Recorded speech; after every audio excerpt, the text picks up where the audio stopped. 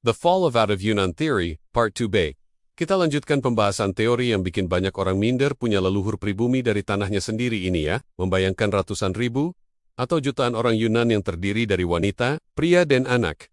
Anak melakukan eksodus secara bergelombang, dan selama masa ribuan tahun, adalah sesuatu yang tidak masuk akal. Oleh karenanya, kami menduga, kalau para ahli yang menginisiatifkan dan mempromosikan teori keluar dari Yunan, sepertinya belum pernah mengenal belantara Asia Tenggara, dan sama sekali tidak mempertimbangkan psikologi orang-orang yang baru pertama kali menemui hutan rimba yang masih perawan. Jangan bandingkan dengan kondisi hutan di Tiongkok, selatan yang cenderung homogen, dan bukan merupakan kawasan hutan hujan tropis yang rimbun, lembab dan berlumpur. Jangan bandingkan pula kengerian hutan Asia Tenggara yang terkenal dengan hewan-hewan buasnya. Jika logika dari para ahli itu menunjuk pada ketiadaan penghuni di wilayah Indochina dan sekitarnya, lalu semenanjung Malaya dan Indonesia sebelum kehadiran orang-orang Yunan yang akan mengisi negeri-negeri tersebut, maka dipastikan bahwa logika itu sesat.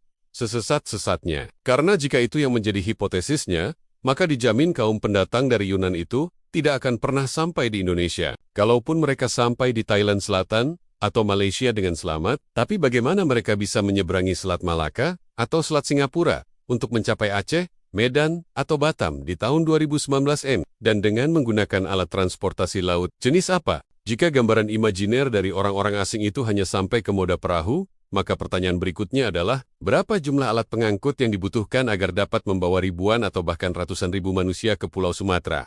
Sudah selesai? Sama sekali belum. Karena untuk selanjutnya, ini berkaitan lagi dengan budaya megalitik dan juga budaya Dongson yang konon mereka bawa dari tanah leluhurnya. Di Tiongkok atau setelah mereka bermukim di Vietnam, saat pertama kali mengembangkan budaya perunggu di sana. Oke, kita lanjut lagi ya. Silakan dipilih.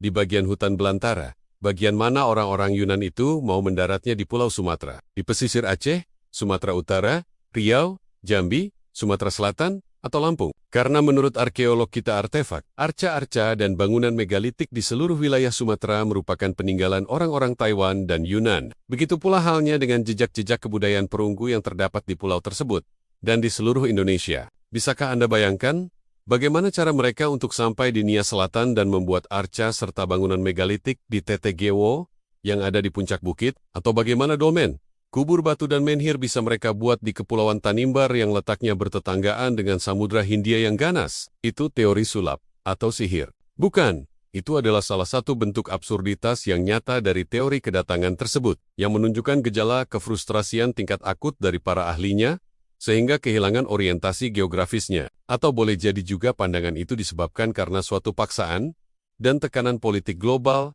yang mengharuskan Indonesia dan negara-negara Asia Tenggara lainnya tetap berada di area peradaban pinggiran, yang leluhurnya dan masa lalunya harus terkunci dengan rapat. Sekarang, ayo kita uji perjalanan para pelancong purba itu yang berjalan kaki dari pantai timur Sumatera. Jika Anda mengetahui posisi dari situs 50 Koto di Sumatera Barat, atau situs Pasema 4 Lawang, dan pagar alam di Sumatera Selatan yang dekat dengan alam Bukit Barisan, kami sama sekali tidak memiliki prasangka baik bahwa orang-orang Yunan atau Taiwan itu bisa selamat dari terjangan rombongan gajah, surukan badak, serangan banteng liar, dan dari kejaran para preman hutan yang paling mengerikan di Sumatera, yaitu harimau. Selama beberapa tahun kami melakukan riset di Sumatera.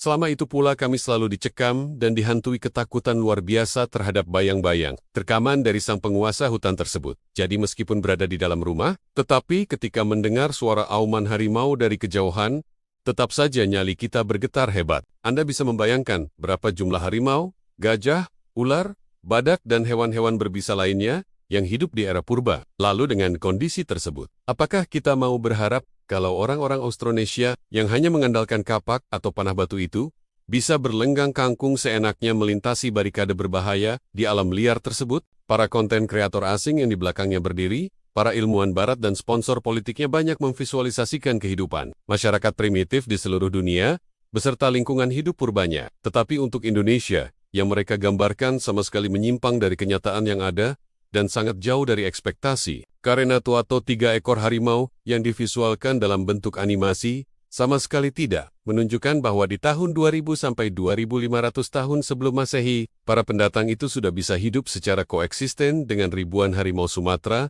yang terkenal santuy dan baik hati. Dengan kata lain, Pulau Sumatera yang dianggap sebagai pintu gerbang utama bagi kehadiran orang-orang dari Yunan adalah dongeng para ilmuwan yang ingin meniadakan sama sekali riwayat peradaban awal kita, di mana ketika Mesir kuno dan Mesopotamia di era tahun 3000 sebelum Masehi sudah berhasil membangun monumen peradaban yang megah, sementara bangsa kita baru akan mulai berpenghuni 500 tahun sesudahnya. Masihkah Anda mau meyakini teori tersebut? Ayo ikuti terus channel ini, jangan lupa untuk like, share, comment, and subscribe.